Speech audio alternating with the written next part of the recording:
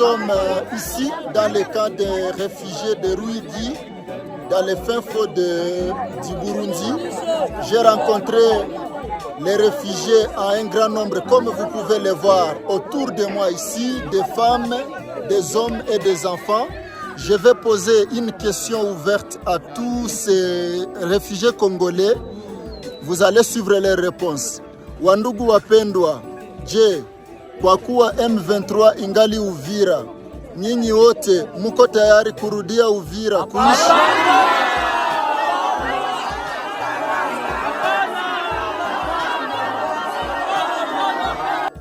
Je vais poser une deuxième question à ces réfugiés. Wandugu wapendwa, wakati gani munapenda kurudia Uvira?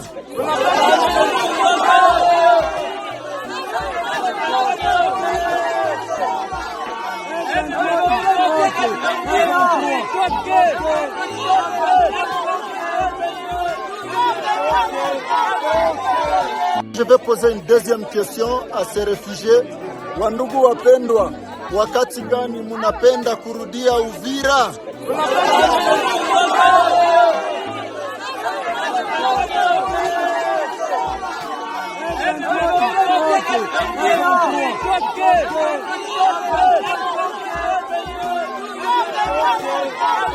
Ndabasuhuje kandi ndabifuriza kugubwa neza no kugira igitondo cy'umugisha cy'itariki ya 12. Nuko dutangiye gaho ntimugire ngo ndatindiganya, ubwo nabahaye ikaze na karibu, mbasaba kugira ngo namwe mudusigire ibitekerezo byanyu muri commentaire, ubundi mbasaba gukora like, rwose muduhe like, mukoreshe ya mudusigire ibitekerezo, kandi niba aribwo bwa mbere ugeze ntuze kugenda udakoze sabone. Ariko mbere ya byose reka mbanze mbabaze nti mbese mwaramutse amahoro, mwiriwe mutabandi?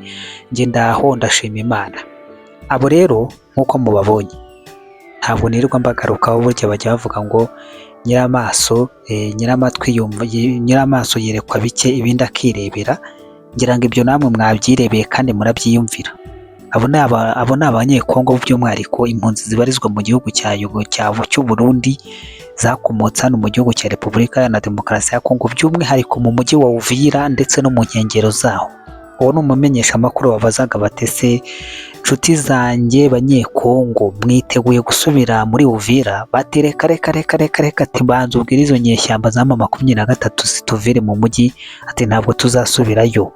Ibyo rero ni ibyerekana yuko za nkuru zimaze iminsi zikwirakwizwa n'inyeshyamba za M23 ngo impunzi ngo z'abanyekongo ngo ziri mu Burundi ngo inzarira zishingira zimaze, ngo nta kintu ziriho, ngo zashatse gutaha ngo barazibuza, ngo bazifungirana mu mipaka, ngo nta numwe wemere gutaha.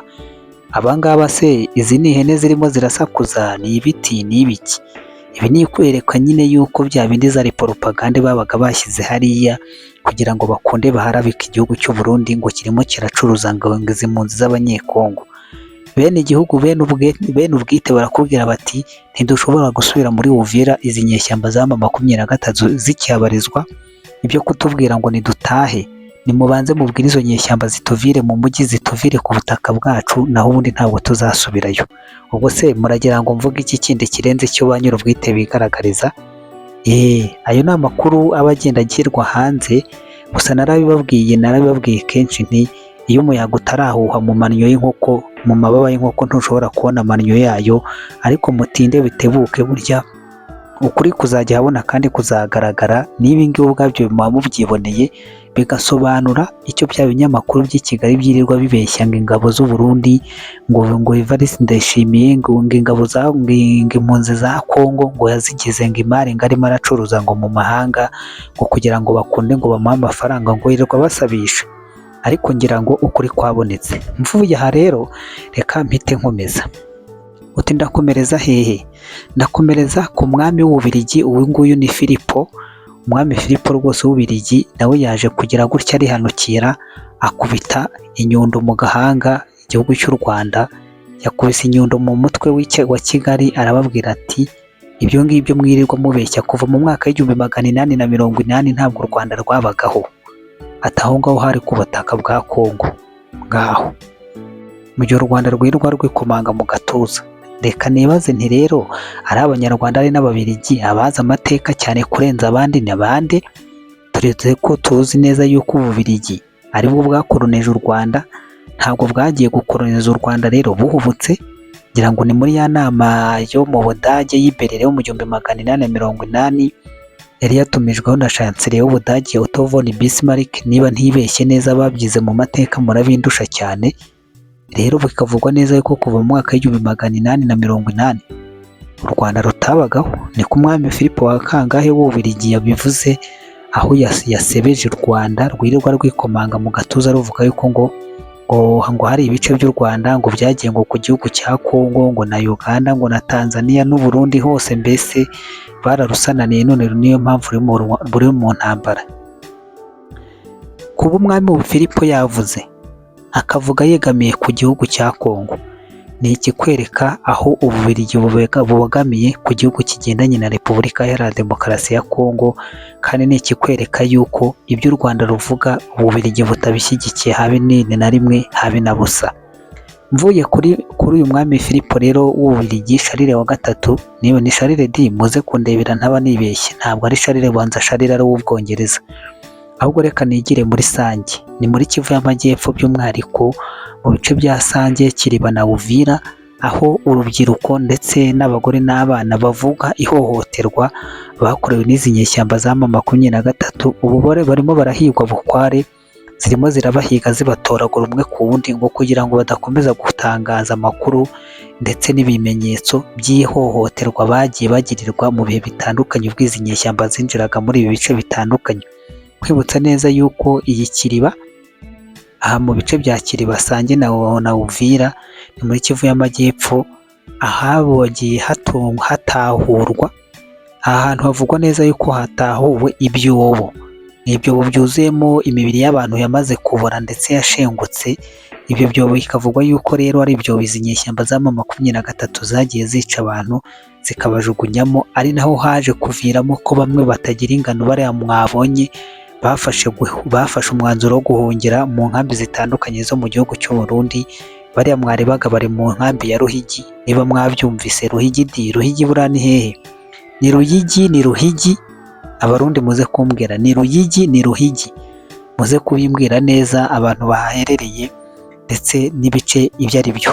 Ngayo nguko rero iby'u Burundi n'inyeshyamba za M23 zirirwa zibeshya abantu, zirirwa ziharabika igihugu cy'u Burundi, zicyanduza, zigitesha agaciro ku ruhando mpuzamahanga, ngo impunzi z'abanyekongo zanze gutaha.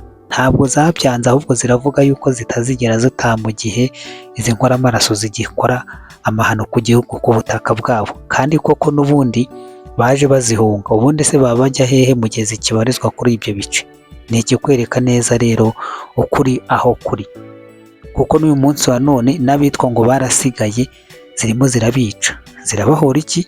Zirabahora yuko bamwe bafite ibimenyetso by'ibikomere ku mibiri yabo by'ihohoterwa bakorewe nazo, abagore n'abana bafashwe ku ngufu, ariko utinyutse akavuga baragira gutya bakamurigisa, bakabamira, bakagenda babamira bunguri ku buryo kugira ngo bakunde bajijishe kandi basibanganye ibimenyetso byo kuzabahamya no kuzabashinja. Ariko niho hahandi rusibiye aho ruzazira tu, rusibiye aho ruzazira, agatinze kazaza n'amenyo ya ruguru bibe none bibe imyaka 2, 3, 5. Ariko bamwe muri izi nyeshyamba simbabeshye, ubuzima bwabo buzarangirira he niba batazi ibyabaye kuri Bosco Ntaganda n'abandi batari bakeya bafungiweyo. Nabo barimo barakomanga ku miryango ya Rahe kandi bazakingurirwa, dore yuko bivuga ngo ukomanza azakingwa. Nibakomeze bakomange Rahe nabo rero bazahakingurirwa kandi bazabinjizamo banezerewe, bazicuza, bazabona yuko burya ibyo bakoraga n'uwo bakoreraga ari we wabahindutse. Reka mbashimire, babwe mukomeze kugubwa neza no kugira igitondo gire cy'umugisha cy'itariki ya 12. This video is not for to promote any terrorist, violence or hurting. Our purpose and target is to inform and to teach, not to hurt anyone wherever. And I repeat that we never made this video for to promote any terrorist or to promote violence or to promote any hurting. And our purpose and our goals is to inform and to teach, not to hurt anyone.